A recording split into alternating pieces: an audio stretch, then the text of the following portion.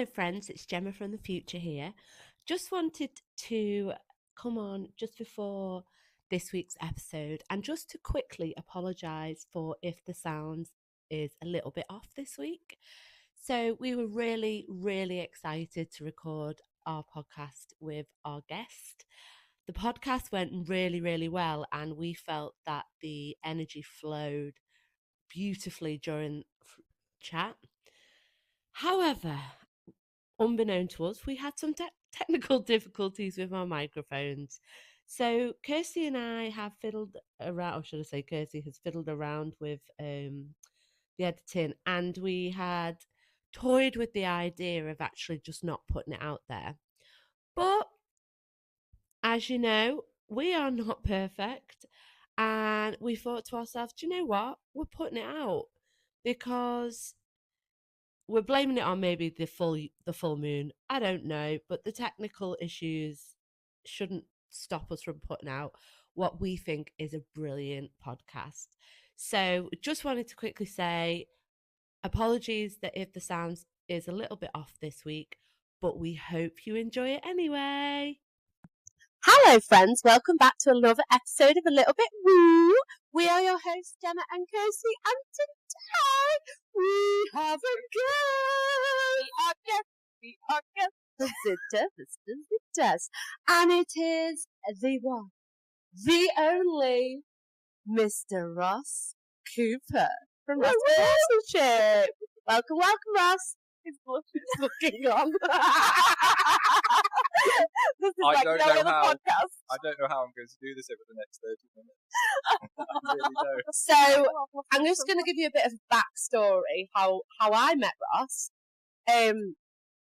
I was following Ross on social media, and Ross doesn't like me gushing about him, but I'm going to do it anyway because no one can see his face but me and Kirsty. So happy days. So I have been following Ross on his socials for a long while, and you just watch somebody and you're like, these people, this is a bit of me. This is my vibe. This is someone that I really need to meet. And then I think Ross, you'd reached out to me before the Manolo Mendez. I think I put a comment on one of your social medias, didn't I? I think we both found out we were going to it after both booking. Yeah. And that's how we found out we were both there. Yeah. And then I went to Manolo, and obviously Kirsty came as well. And it was like I'd met a soul brother. Love at first sight. In fact, we had actually bracelets that day, me and Ross. We had chakra bracelets on. Yes, we did. So, I think it was like instant. I was like, it's like I'd met a soul brother. So Ross came and sat with us at Manolo, and I think it was actually Yaz that said you two were like matched heaven, like from a spirit soul level, and I was just like, yeah, this person's really right. And then I actually asked Ross if he would come and help me with my Dolly and Cal as a part of our journey together, which I'm very picky over who this is probably a good thing to talk about as well. I feel like sometimes as professionals, we have to, we offer our services with so much, integrity, and then obviously, when it comes to our own horses, it's always, I feel anyway, quite difficult to have another professional come in and be in your space where you're vulnerable and you're being able to be yourself and be open and almost like not have to be the professional in that. And I believe that every professional needs to have a professional. And I knew instantly that Ross was the guy to come and help me because there was no judgment and there was nothing but love. And a year later, it has been over a year. Yeah, it has. When was the Manolo clinic? May. That was May. Was it May? Mm. Wow, that's gone quick. Mhm. Yeah. For you. I'm thinking the same thing. No. It has been a year. Jesus Christ. I know. So, Ross has been, I can quite honestly say, with so much love, that Ross has been such a massive catalyst to the journey with Dolly, and how he has embraced where I am. We are so aligned with how we both feel towards training and horse welfare. And Dolly has just come on leaps and bounds, but I have to. I'm So just a supporting cast member. But that's the whole point, isn't it?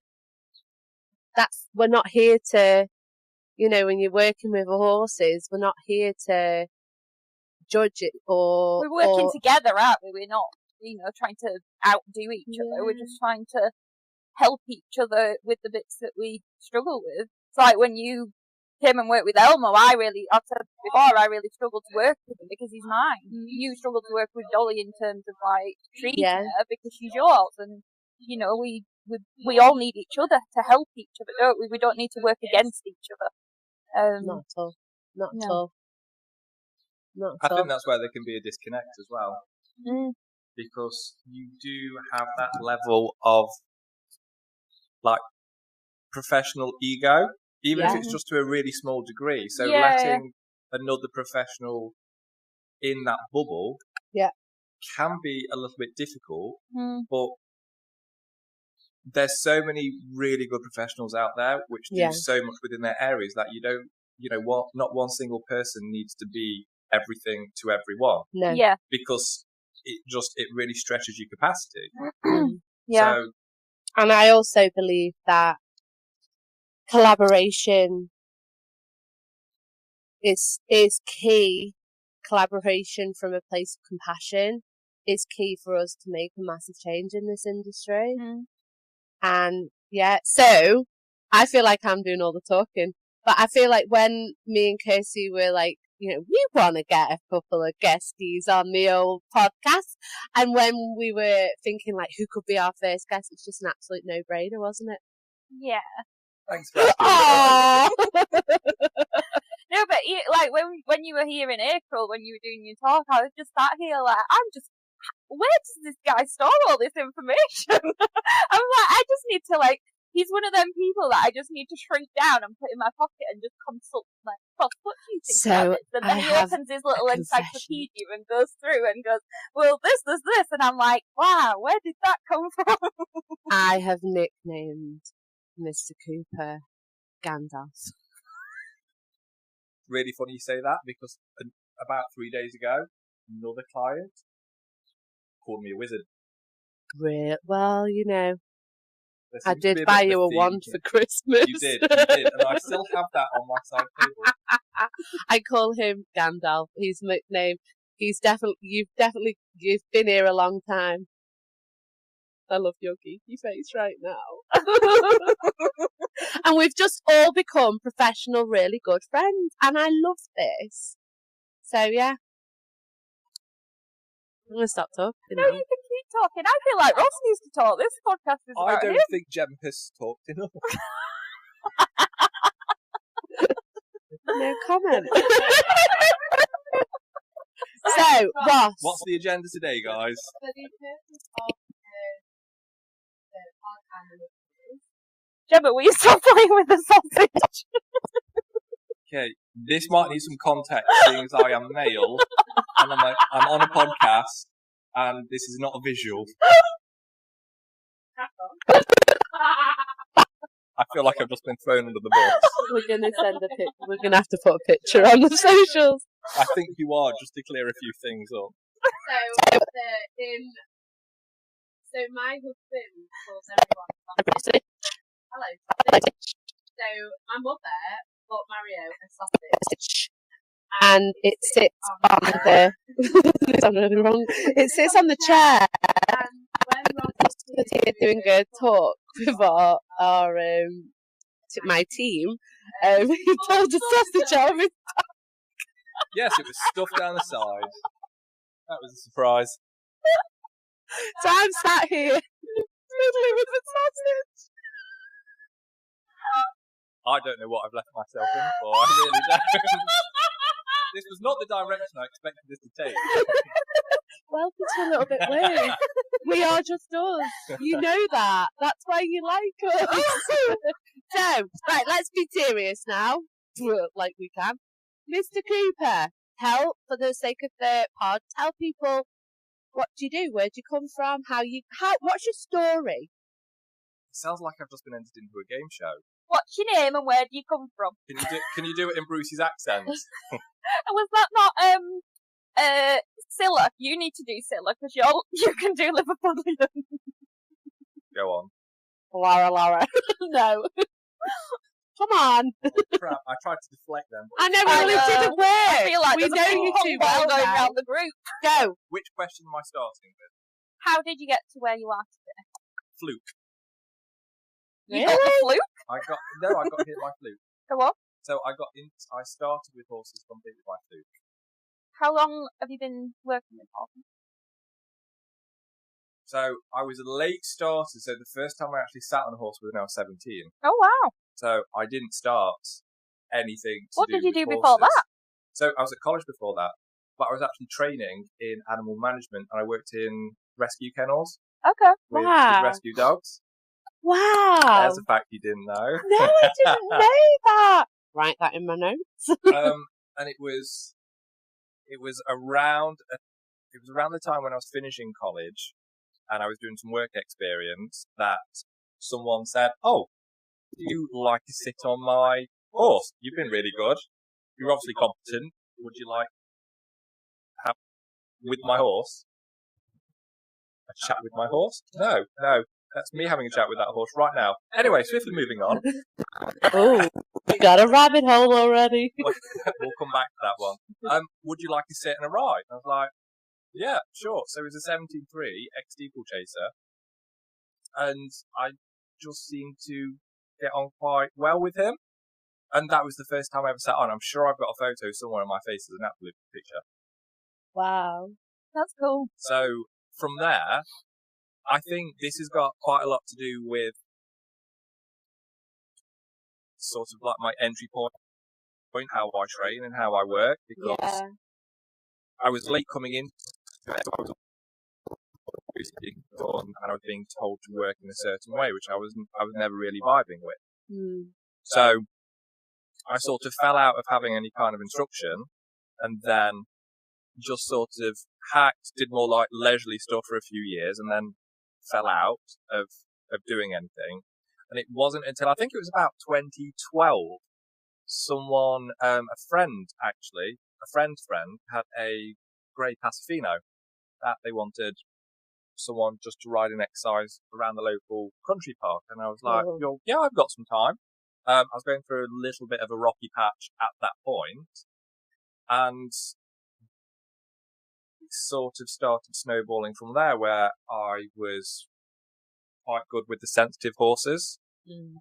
People were seeing that I was quite good with the sensitive horses. I was being asked to do certain bits and pieces, and I was picking up different sort of, approaches to training, and it got me down the more natural horsemanship route, which, I don't like natural horsemanship as a terminology. Yeah. But it's an accessible starting point when you start looking into things, because, there is commercialization out there, but it's accessible. So it just gives you that entry into working a different way. Into the rabbit hole. Yes. Under the umbrella. And then I think I did a little bit of private work, nothing professionally, until a couple of years later, because I was actually working in veterinary. I left veterinary because... What, as a nurse or? I was training as a veterinary care assistant. Okay. And I've got friends who work in veterinary care, and I think it's an amazing job, but it just wasn't for me. Yeah. I just found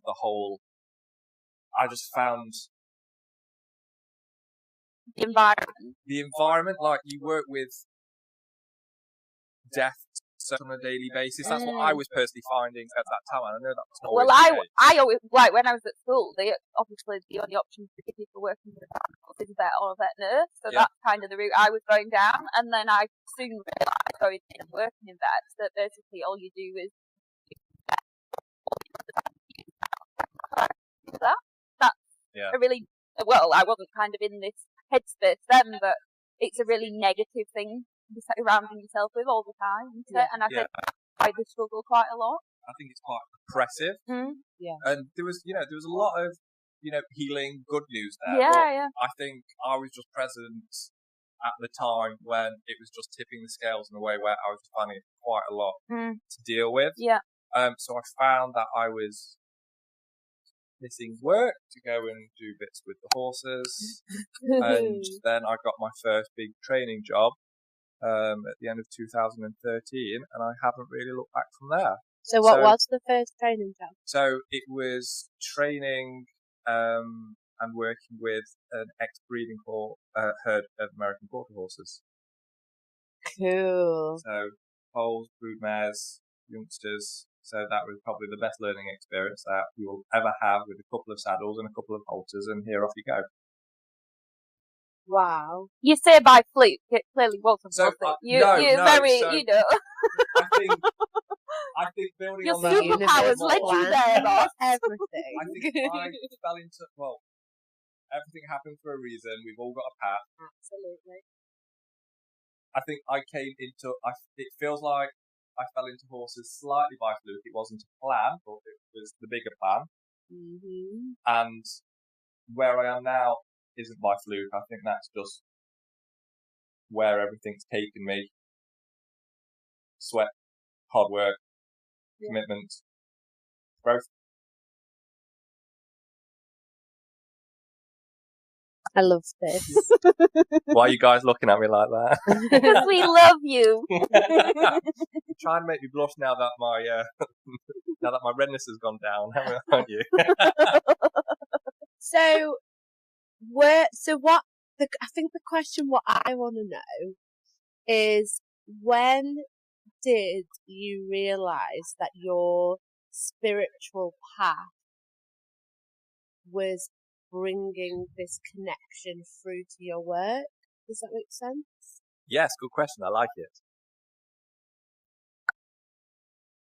I think it's something that I've always been aware of, but I think it's not something I've embraced until maybe about 3 years ago. Can we just divert a little second? Yeah. So we've gone into obviously what like how you got into horses, but just for a side note, Ross is a trainer, holistic. What do you want to call yourself nowadays? Oh, I'm primarily a horse trainer, aren't I? He's just Ross. He's Ross Cooper. But my approach is one that looks at whole horse development. Yeah. So I look at everything which combines to make that. So that can be, obviously, specialist area is behaviour and trading. Yeah. I look at the human influence. I look at the body's influence, because obviously I do bodywork as well. I look at rider influence, because obviously I coach as well. All these little strings to bows. I love it. Obviously the energy work as well. Yeah. So but isn't that great that there's, we're finding all these people out there that are so holistic? Like, it has to be a holistic approach, doesn't it? The horse is not just a one or the other. We have to approach it from all different angles. I think the reason why I wanted to jump in then was because obviously, just the context that obviously you do so much more than, because I feel like that the question that I asked, I almost felt like I'd asked it too soon. Does that make sense? So now that we've made a bit of a foundation, we can, I think, now go with that question. I still find it hard to define what I do because I diversify so much. I think we all do, to be fair, don't we? I always say, on paper, I am a vet physio. Yes. But in reality, I remember you saying she's that. a magician. I'm a sparkly narwhal, apparently. I was a wrinkly narwhal. A wrinkly one. Do you need to put yourself into that box? No, not at all. No. The work speaks for itself. But obviously, in this day and age, some sometimes it's easier for people to understand what you do if you have a little bit of a bio or bio. We do labels. Don't do labels. So back to the question. When did you find that your spiritual journey or spiritual growth or path, where we're at, at what point did you start to either connect or bring it in? I don't think I can really identify one specific time, because I think it's all very much blended together quite seamlessly. So around the time that I actually started working with horses, because I was going through a little bit of a personal, the energetic side of things, so that started training in Reiki. Yeah. So, as you guys know, when you start working with energy and you work through attunements, you effectively start to level and open up. So I think that progressively heightens your level of intuition. I've always been empathic anyway, but it's one of those where I don't think until that point in my life I really started to get a little bit of a handle as to how to work with it or how it influenced what I was able to do or how I was able to work. Yeah. And I think going forward from that, we all like a bit of self-development. And I think with the self-development, I think when you start to shed layers, it allows you to vibrate a little bit higher, which again puts you on a different frequency. So in tandem with the energy work and the self-development and the personal growth, I think that brings you up anyway. If we're looking at it in terms of a mediumship perspective, I was waiting for this one. I was like, come on, talk about it. Go for it. We're going to get into communication as well. So I've always been able to get pictures through. So is that... involuntarily. So it's not me purposely communicating. It's a knowing, it's a feeling, it's a picture when I am working with. So is that... Which one is that? Claire... There's Claire, but come on. There's about 7 different Claires. So what Claire? Which Claire are you at? Is she coming on? Have you invited her too? I was just about to start singing S Club 7, and I was like, no, Gemma, that's not Steph and Wally. Is there a Claire in S Club? Who knows? Sorry. I was waiting for you to start singing in one of your many accents. Tonight we're going to Pop World. Yeah, we're going 2 days early to Newcastle just so we can go out to Pop World. We're going to self-development. We're going to Manifest. Remember you saying you were going? Or just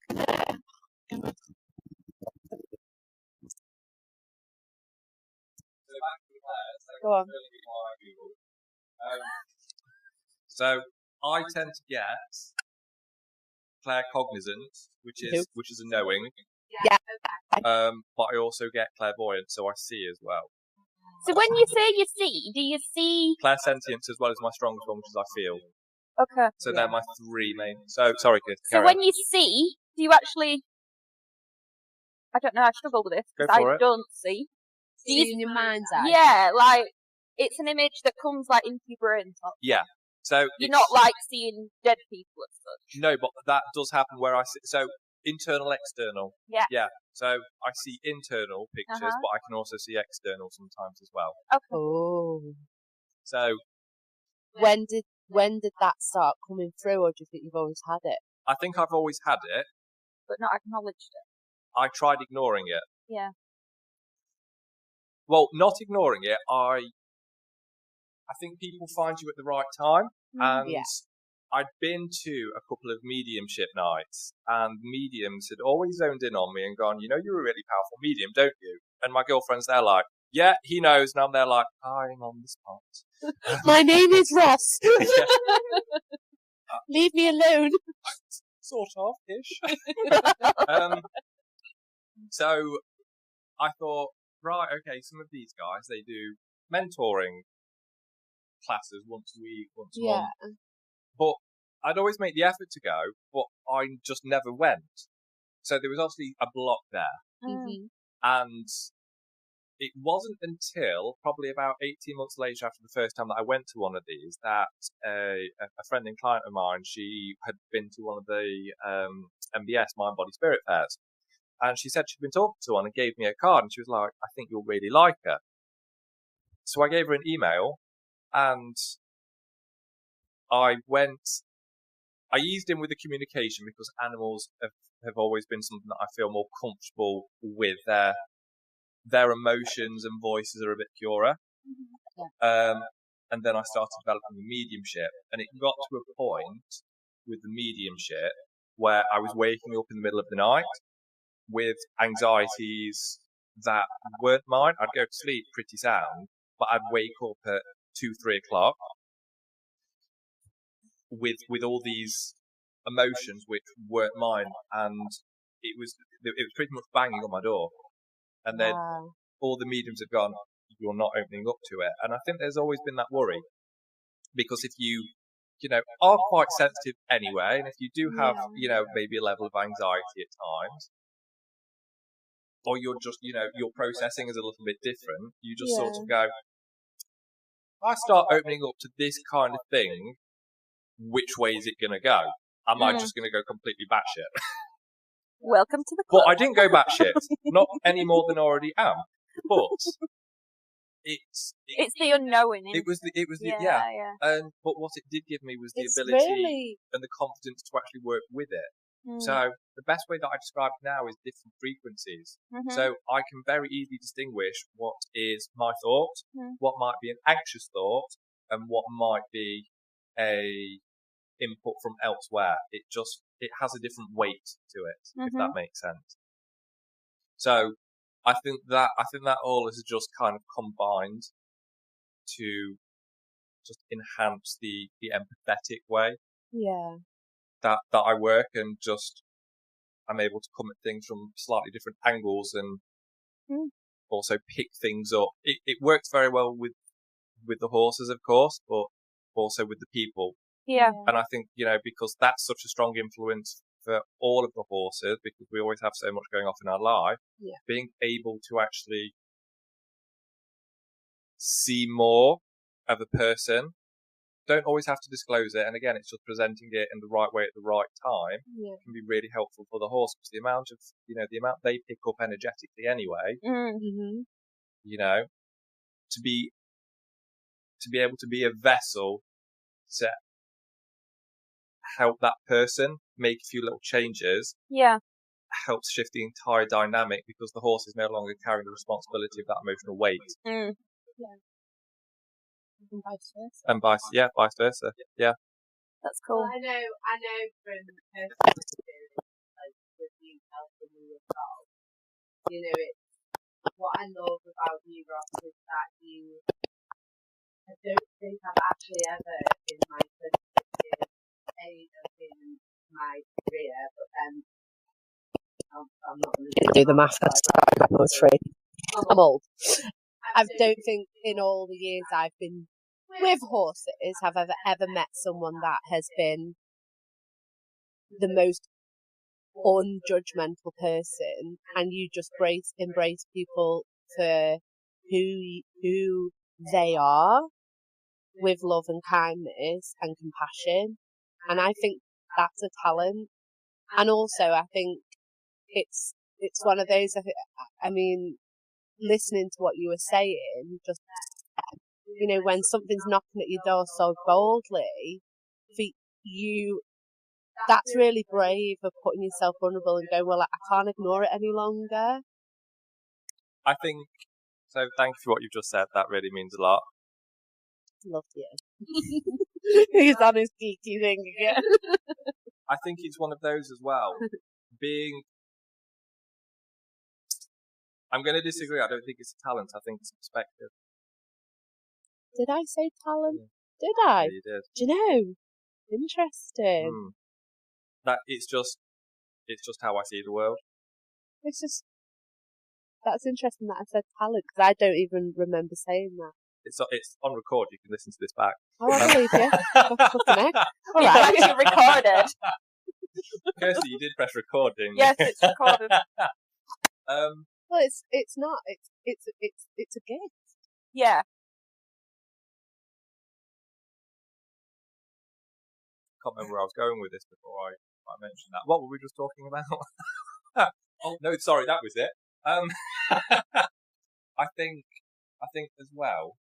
I think just you mentioning there about being vulnerable. Mm-hmm. I think is quite important as a male figure. Yeah. Yeah. I think that's to show admirable. that actually that's integrity. You can be vulnerable as a male. Mm-hmm. With or without horses. Yeah. With no other connotations attached to it. And have a softer side. Yes. Which the horses see that. The horses read it. But people read it too. Mm-hmm.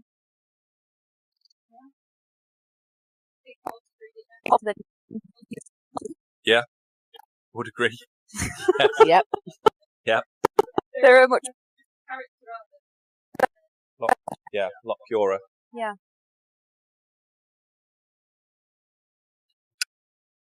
Where do you feel that you're, like we said just then that, I think we all agree that, you go on these journeys and it's a snowball of, we go off on this and we collect them tools and then we snowball into that direction and collect a couple more tools and then we go, we stand back and go, oh, who the fuck am I now? Where are you at in that? And where do you feel you're going? I love the smile. Look, it's coming. I feel over the past 2 years I've been through quite a transition period. Yeah.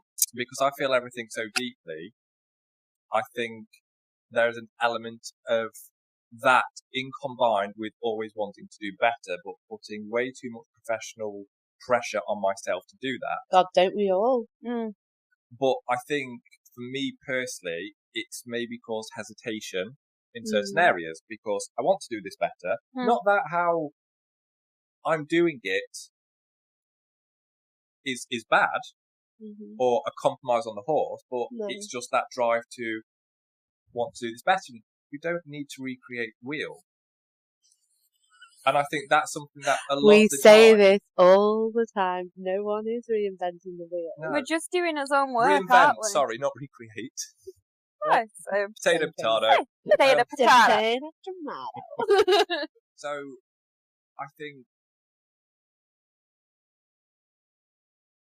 where I'm at now is I've just maybe over the past 4 weeks been able to bring practical and emotional balance back together, which is something that I feel has been quite a delicate balancing act for the past couple of years. But I most definitely feel like I've stepped into a space where I'm able to hold space without absorbing, which is actually quite difficult to do. Yeah, it's actually quite a strong space to be in. So I feel things, but I'm not taking them away with the same weight, or even taking them away at all. I'm feeling it, but then we're able to do something, whether it's a bit of emotional work, whether it's something a little bit practical based, which is still working on that behavioural feedback and that communication level. But I'm not coming away going, man, that was my second one of the day. And you've just drained your battery. Yes, because that's, that for me has always been a big issue. I think it's that is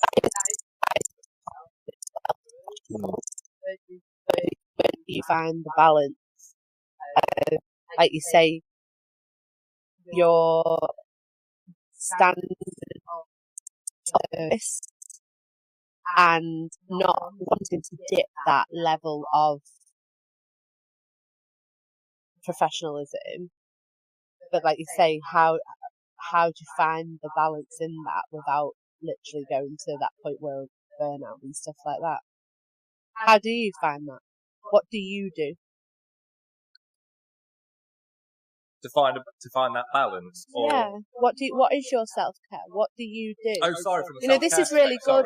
To find balance professionally, to find balance. But, you know, this is good. You know, the pods that we've done up to this point is all about our own journeys and self-development and self-care, and what do we do to help ourselves, whether it be personally or professionally. So, yeah, what do you do?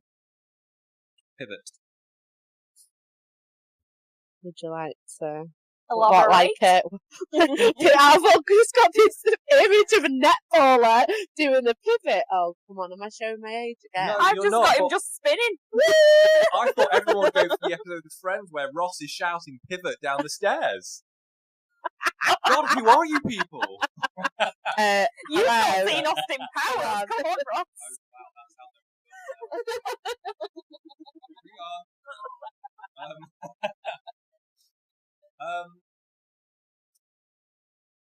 So, what I mean by pivot is I've started becoming a lot better at catching a thought before it stores an emotion within my body. Oh. And I'll try and pivot at the thought before the emotion becomes stored. Mm-hmm. Keep going. This is good.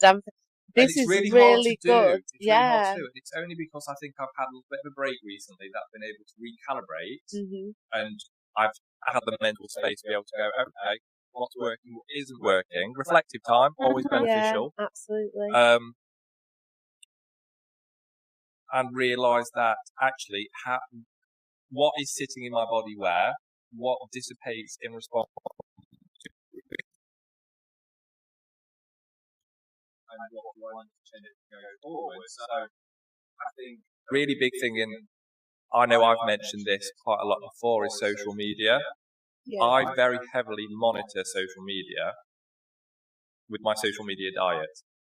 Yeah. I think there's some really great stuff out there, and I feel sad sometimes that I miss some of the stuff because I will maybe hop on, have a quick scan, put some of my things online, and then come off. Yeah. Because depending where you're at, it can be quite an unhealthy environment to be. So I'm trying to live a little bit more within my own world. And that doesn't mean to say that, I hope that doesn't come across as me being ignorant or ignoring everything that's going on in the world. But no, we've said the same things. Our mind isn't designed for this level of input. No, not at all. And, you know, we've all probably been there where we've seen something online and it's really thrown us for the entire day or 2 days, or we've seen, a comment somewhere, and then we've gone, oh, crap. And we feel really pants about it, we're really worried about it, and we're like, I'm not going to have a business in 12 months' time. Yeah. I'm professionally done.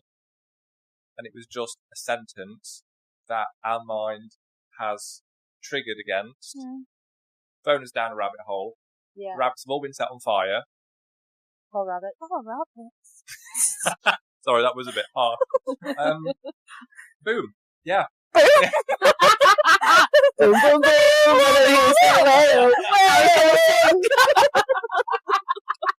I knew we'd get a sing-song out of you at some point.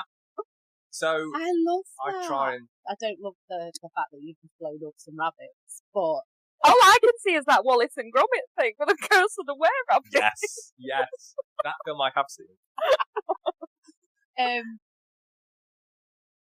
I love that pivoting thing. I think that's been quite a game changer, and filling.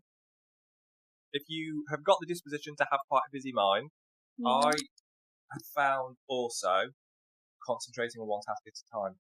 Not trying to do multiple emails and do your social media and message clients. Focus on one thing at a time. Yeah. Because that way you're not becoming overstimulated and you've got energy leaking everywhere. Yeah. You can just go, okay, I'm just going to do these emails and then break. And then I read quite a lot. So reading for me, I find reading sort of, some real good downtime, and I get into a routine with it. So at the minute I'm reading fiction. So I like to kind of go between fiction, non-fiction, fiction, non-fiction, because I think it's a healthy break. Yeah. So for me, pivoting is the main thing that I'm working with at the moment. Reading, getting out with the camera, so some kind of, you are I see really that. Good. I love that. But for me, that's like waking mindfulness. Even if I'm a bit busy, I'll go out with a really sort of calm, sort of, purpose, and it's not goal oriented. It's just I'm going out, got the camera, and it just helps me become a little bit present. So I bring little things in like that to sort of fill space, but I also, aside from that, gym, yoga, meditate, all the things that we like doing. So I think it just all mismatches. Just finding that balance between everything, isn't it? And not just, we are there working to, for the horse, but we really have to work for ourselves to be able to show up for the horses as well, don't we? And really take care of ourselves. And I know we've discussed it before that, you do sometimes get to that point where you're just working, and you're like, I really need to show up for myself now, because my brain's gone, my body's gone, everything's gone, and that is where you find burnout, isn't it? So you can't show up for other people if you can't show up for yourself, and I think that's one of the steepest learning curves that I think any person, regardless of what they do, has to learn. You either acknowledge it and change things, or you don't acknowledge it, and you just end up, like you say, in the same burnout cycle. Yeah. We've all done it. We all do it. We learn from our mistakes. Absolutely. So, I feel like I want to just ask so many questions, but go for it. No, you could be here for 4 hours. Go for it. We'll have to do a part 2. I think we're still good. If you've got a couple more questions, I feel like we're going to have to do Gandalf returns. The return of Gandalf. Gandalf, the greater Gandalf the White. Is this as you evolve? Because it's what... I get a new staff and everything. By that point, we might be recording them. And a shorter beard. We'll be in a studio. I feel more like in a cave or something, like, for that sort of setting. You do realise, one of these days, just for the shits and the giggles, I am going to turn up in a wizard outfit. I'm going to fucking love that. Dolly and Cal will be like, what the hell? Here he is! Gandalf has returned. He's evolved. I love podcast that we planned this, and we sort of had a topic to talk about, and we were like, well, we'll just go start, and now we've been chatting for nearly, how long have we been going for? 41 minutes 33. And we've not talked anything about it, so you have to come back and we can deep dive into the topic we actually wanted to speak about, because I think it's nice for me, like this chat or having a Ross sort of a guest on, is the fact that we've got 3 professionals in the industry that are all on a spiritual, self-development, self-discovery journey, and but we're also collectively, we've got a hell of a lot of strings and knowledge to our bows, and again, Kirsty and I, the reason why we set up a little bit Woo is to have a community, to build a community of love, compassion, and just openness, where we can just explore and talk freely about things from the industry, but then self-development. But again, it goes full circle, because how we work on ourselves comes through to our horses, and then or the different ways we work with our horses actually brings us on a path into a more self-development journey. So I just feel like I've got 50 million other questions that I want to ask, but I don't really know what else to say. We also set it up just to champion other people that we really respect. Yeah. I mean, there'll be people out there we've not even met yet that we probably will get on this podcast. But yeah, we just want to champion people, because we think, people like you are doing amazing work out in the horse world, and more people need to know about you. Thanks, so guys. Really appreciate that. For us, it's like, I think I've said it 100 times, haven't we, in the discussion Kirsty and I have had, that I get inspired and I get I get really in awe, is that the word? And by the humble practitioner. People who are actually out there working with the horses. Doing the work. They're not shouting from a pulpit. They're not, hiding themselves or, spouting behind a screen. They're actually out there doing the miles, working with the horses and getting alongside, this is my passion, getting alongside the horse owners and going, you can do this, you can make change, or just look at it in a different way. There's always hope. And that's raising the vibration of everybody rather than pulling them back down and telling them that there's, we're one. Being all doom and gloom, there's always a glimmer of hope in everything, isn't there? Yeah, and that's one of my main principles. You focus on a positive. Yeah. Again, that is just my outlook anyway. Yeah. And I think that has just naturally come in with work because, when we're putting our focus in the wrong area, yes, there's lots of things to improve on. There always is. It's a lifelong journey. Yeah. But actually, let's start with things that are going really well. Let's focus on them, and then everything else will follow. Yeah, and you're all that. You're also, for me, again, we've jumped down many a rabbit hole, haven't we? We have. Some voice notes. We're so aligned in our way of thinking, and also I love the fact that you're pragmatic in that as well, and realistic, and it's that championing that we're all on a journey, and there is no we're all at we're at, and we're all doing the best we can with what we've got with our horses. I mean, you have to look at Dolly at the moment, for example. The rain's coming. Exactly. We're all doing the best that we can, regardless. With the information we've got. With the information we've got, with the space that we've got, with the knowledge we've got, with the and the environment. All of this, regardless of whether you place yourself up here or down here. For me, everyone is on the same level. Yeah, we're all on the same level. And we can all learn off each other. Yeah. Whether you're a professional or whether you're somebody who's owned a horse for 2 weeks, that person that's owned a horse for 2 weeks is going to have a completely different look on how horses are, managed and things than somebody who's been in it 40 years. Yeah. And actually, the person who's owned a horse for 2 weeks might speak a lot more truth about what's going on, sort of thing. So we are all level. Yeah. So, because we're going to have to get back because we need to we'll never see him again. I'll gladly come back, guys. You've got this on record. It's here.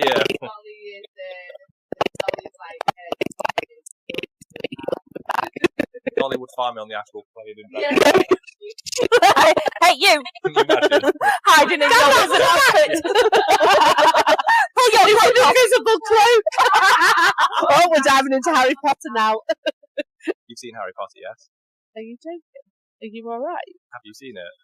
I've been there, seen it, done it, been to... Okay, Gemma, you've seen it. This is definitely not a PG-rated podcast. It's always got the explicit label on it. I know, I've seen. I love pressing that button when I'm editing. Yes, it looks. Okay, so we'll go. You're coming back, and we're going to go through topics, professional topics. To finish off, as a professional who's quite spiritually minded, if you could give a piece of advice to our listeners, he's literally biting himself, on how to start being more open-minded or a bit more open to a frequency-based communication connection journey with the horses, what advice would you give? That's a big question. With a very simple answer. Go for it. Feel it, don't overthink it. Drop the mic. Not in your cup of tea. And this is why we call him Gandalf Cooper. Thanks, Ross. Thank you. Thank you for having me, guys. Thank you so much for having us. Thank you for putting up with us. Putting up with us. That's the one. And I think our microphones are about to die. Have you turned yourself up? Are you green? He's green. He's not blue. Da-ba-dee-da-da-da. She's off again. Anyway, right, guys, we're going to leave it there. Thank you, Ross, for coming and being our first official guest. I hope you've enjoyed it as much as we have. Always. And yeah, I think we'll wrap it up there. So thank you so much, as always, for listening. Feel free to like, share and subscribe.